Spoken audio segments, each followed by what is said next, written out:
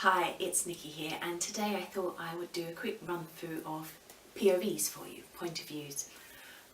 There's several you can use in your writing, and I just want to, in this editing video, just talk about what the different ones mean.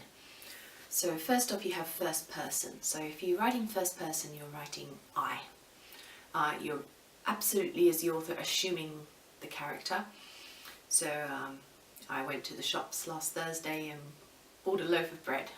Pretty dull story, but you get the idea. And I mean, you can do it in present tense as well. So you can say, I go to the shop and buy a loaf of bread.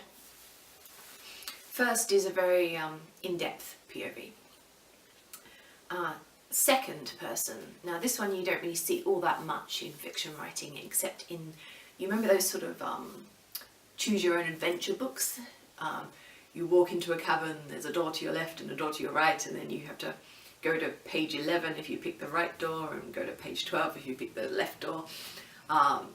Not very often employed in fiction, but that's second person.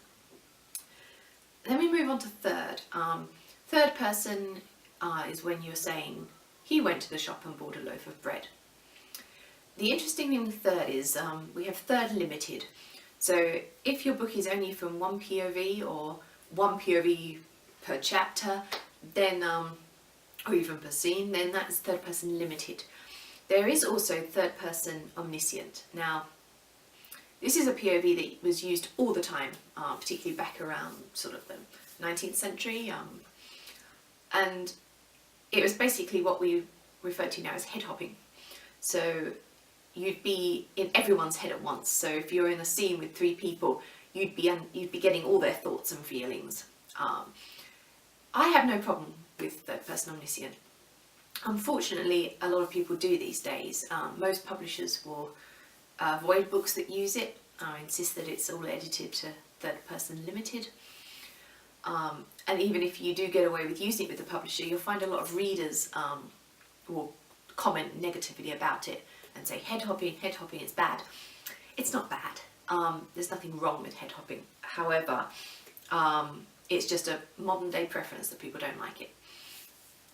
So from an editing point of view, when you're reviewing your work, you want to make sure that your POV stays the same throughout. You don't want to be swapping and changing. I mean, I think it's pretty obvious that you're not going to be swapping between I's and he's, but just bear in mind as you read through whether you're going into third person omniscient when you're trying to stay in third person limited.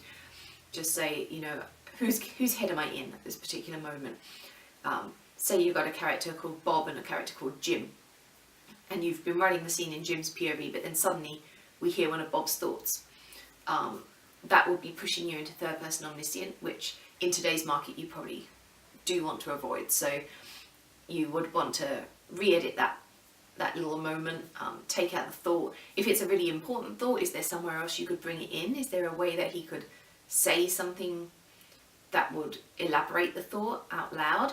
Or is there another scene? If you're swapping between POVs in third person limited, say you've got the two characters and you have one chapter with each of them, are you able to push that thought into the correct character's chapter? So that's just a few thoughts for you on editing POV. If you've got any questions on this topic, do drop me a line in the comments below and I'll do my best to answer them. But essentially, you're just making sure everything is consistent throughout when you're editing your own work in this respect. Bye for now, everyone.